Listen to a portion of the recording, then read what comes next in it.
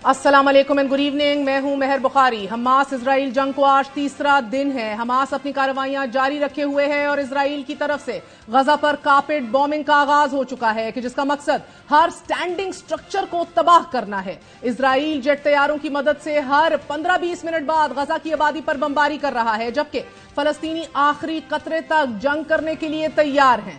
बस बहुत हो गया। ये जमीन पर आखिरी कब्जे को खत्म करने की सबसे बड़ी जंग का दिन है।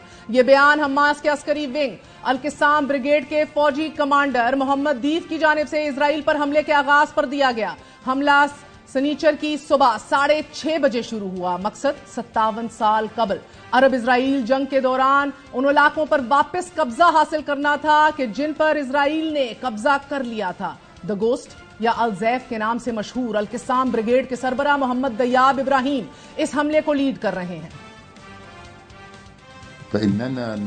We announced the start of the operation Al-Aqsa Flood, and we announced the first strikes of this operation targeted enemy position, an airport and military fortification. During the first 20 minutes, we sent over 5,000 missiles. गुज़िश्ता 28 साल से Israeli फौज को इंतहाई मतलूब अफराद में sir फहरिस्त मोहम्मद अल-ज़ैफ पर अब तक कम से कम 2 दर्जन से जायद फजाई हमलों और 7 बार कत्ल करने की कोशिशें की गई हैं, लेकिन वो हमेशा जान बचाने में कामयाब रहे। हमले का आगाज जनूबी इसराइल पर 5 से 7 हजार से जायद रॉकेट फायर करने से शुरू हुआ कि जिनमें से चंद इजरायली दारुल हुकूमत टेल अवीव और जेरूसलम तक पहुंचे। साथ ही हमास ने जनूबी इसराइल में दाखिल होना शुरू कर दिया। नाजरीन, ये हमला इतना गैर मुतवक्के था कि 7:30 बजे यानी कि 1 घंटा गुजरने के बावजूद इजरायली फोर्सेस को मालूम ही नहीं हुआ कि हमास इसराइल में दाखिल हो चुकी है। हमास की तरफ से गजा और इसराइल को अलग करने वाली बाड़ों को काटा गया। पैराग्लाइडर्स के जरिए इजरायली चौकियों के करीब पहुंचकर उन पर कब्जा किया गया। साथ ही मोटर बोट्स का इस्तेमाल करते हुए इजराइल की सरहदी पट्टी को भी निशाना बना दिया गया। यानी कि हमास की जानिब से 3 अतराफ बरी, बहरी और फिजाई अतराफ से हमले किए गए और यह तारीख में पहली बार हुआ है। हमले इस कदर शदीद और वेल कोऑर्डिनेटेड थे कि इन हमलों के बारे में इजरायली खुफिया एजेंसी मोसाद को बिल्कुल अमल ना हुआ।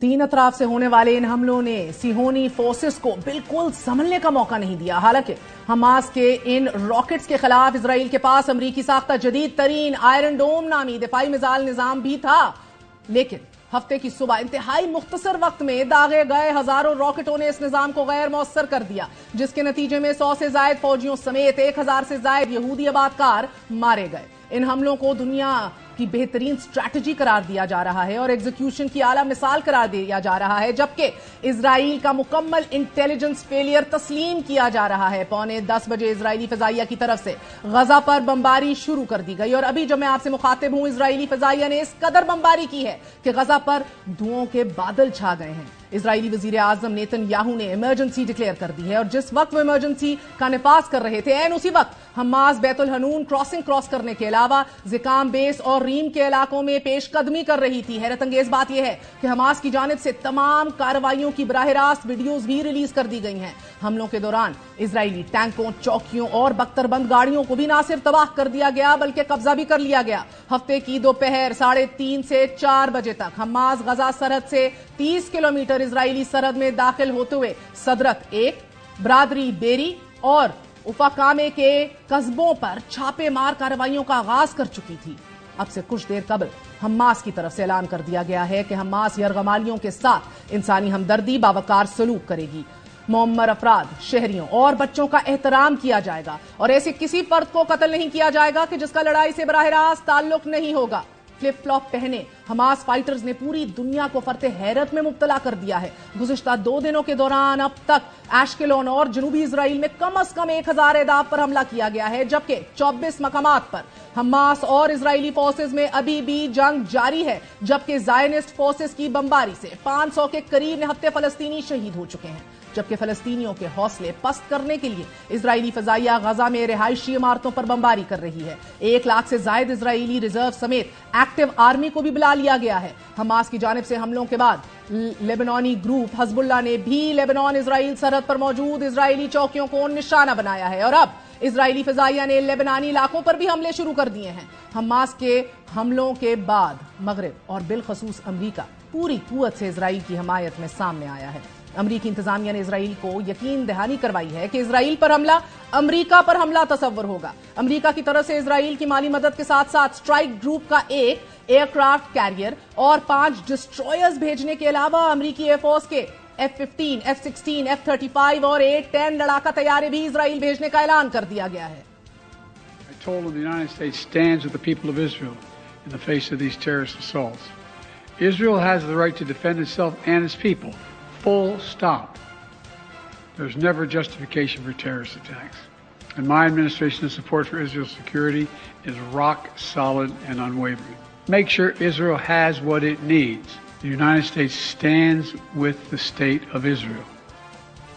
Amazing hypocrisy at play by the West. ماہرین کے مطابق اسرائیل کو مدد خواہ امریکی ایئر فورس اور بحری بیڑا خطے میں طاقت کے بیلنس کو، توازن کو مزید خراب کرے گا، لیکن ایسا نہیں کہ حماس کا مقابلہ نہیں کر سکتی، کیونکہ حماس کے پاس لانگ رینج میزائل کی ایک بہت بڑی تعداد موجود ہے ناظرین، کی جس کی رینج 10 کلومیٹر سے 200 کلومیٹر تک بتائی جاتی ہے، یعنی کہ ایسے متعدد ہتھیار ہیں کہ جو جیروسلم اور تیل اویو کو بھی نشانہ بنا سکتے ہیں، جبکہ ڈرون ٹیکنالوجی ان کے علاوہ ہے کہ جس کا استعمال حالیہ حملوں میں حماس کی طرف سے کیا گیا۔ اس وقت تازہ ترین صورتحال یہ ہے کہ اسرائیل نے غزہ کی پٹی کے مکمل محاصرے کا اعلان کر دیا ہے کہ جس کے تحت اب غزہ کے پاس کھانے، ایندھن، بجلی اور پانی کی سپلائی سے محروم کر دیا جائے گا۔ گزشتہ روز اقوام متحدہ کی سلامتی کونسل کا حماس اسرائیل جنگ کے پیش نظر بلایا گیا اجلاس بغیر کسی نتیجے کے اختتام پذیر ہو چکا۔ نو سرپرائزز ہیئر ایدر، جبکہ عالمی دنیا کی جانب سے جنگ پر مختلف موقف سامنے آ رہے ہیں۔ متحدہ عرب امارات کی جانب سے اسرائیلی شہریوں کے اغوا کی مذمت کرتے ہوئے کہا جا رہا ہے کہ متحدہ عرب امارات تمام شراکت داروں سے رابطے میں ہے تاکہ اسرائیل اور مقبوضہ فلسطینی علاقوں میں جلد از جلد کشیدگی کو کم کیا جا سکے۔ اسرائیل کی جانب سے حملوں کی ذمہ داری ایران پر عائد کی گئی ہے اور جسے ایران نے بارہا مسترد کرتے ہوئے یہ کہا ہے کہ الزام سیاسی وجوہات کی بنیاد پر لگایا جا رہا ہے، کیونکہ فلسطینیوں کے پاس ہماری کسی مدد کے بغیر اپنی قوم کے دفاع اور اپنے حقوق کی بازیابی کے لیے ضروری صلاحیت اور عزم موجود ہے۔ ناظرین، ترک صدر طیب اردوغان کی طرف سے دنیا پر زور دیا جا رہا ہے کہ آزاد فلسطینی ریاست وقت کی ضرورت ہے اور بیت المقدس میں فلسطینی دارالحکومت میں اگر مزید تاخیر کی گئی تو تنازع کا حل ممکن نہیں رہے گا۔ اسی طرح نگران وزیر اعظم انوار الحق کاکڑ نے 1967 سے پہلے کی سرحدوں کی بنیاد پر دارالحکومت القدس شریف پر مشتمل قابل عمل اور خود مختار فلسطینی ریاست کے 2 ریاستی حل سے مشرق وسطی میں پائیدار امن کا قیام ممکن ہونا بتایا ہے۔ نومبر 1917 میں ناظرین برطانوی وزیر خارجہ آرتھر بیلفور کی جانب سے خط لکھا گیا تھا کوئین کو، اس خط میں کہ جس میں یہودیوں کے لیے فلسطین کی سرزمین پر یہودی ریاست کے قیام سے کی بات کی گئی تھی۔ تب سے شروع ہونے والا تنازع 105 سال گزرنے کے بعد ایک مکمل جنگ کی صورت اختیار کر چکا ہے۔ But the West continues to ignore it. The West continues to have double standards and hypocrisy. اور اب ایک جانب فلسطینی زمین پر قابض زائنسٹ طاقتیں ہیں تو دوسری جانب حماس یعنی کہ اسلامی مزاحمتی تحریک جس کی بنیاد آج سے ٹھیک 35 سال قبل پہلی فلسطینی انتفاضہ کے دوران رکھی گئی تھی، تب سے اب تک حماس مغربی کنارے، جیروسلم اور اسرائیلی جیلوں میں قید فلسطینیوں کی رہائی کے لیے برسر پیکار ہے، جبکہ اس دوران لاکھوں پرامن فلسطینی شہریوں، انٹلیکچوئلز، پولیٹیشنز کو نشانہ بنایا گیا کہ جن میں سے ایک غسان کنا پانی تھے، جن کے بقول گردن اور تلوار کے درمیان امن مذاکرات ہو نہیں سکتے۔ ناظرین، اس وقت آپ اپنی اسکرین پر ایک اور تصویر دیکھ رہے ہیں۔ اس میں آپ فلسطین کا نقشہ دیکھ رہے ہیں کہ جس میں سبز رنگ میں فلسطین اور سفید میں اسرائیل ہے۔ 1945 میں فلسطین دنیا کے نقشے پر تھا، لیکن پھر فقط 2 سالوں میں دنیا کے نقشے پر اسرائیل فلسطین کے ساتھ نمودار ہو گیا، مگر پھر 1949 سے 1967 تک اسرائیل نے فلسطینی علاقوں پر اتنا اگریسولی قبضہ کیا کہ فلسطین ویسٹ بینک اور غزہ میں تقسیم ہو کر رہ گیا اور آج یہودی آباد کاروں نے تقریباً پورے فلسطین پر قبضہ کر لیا ہے۔ آج بات کرتے ہیں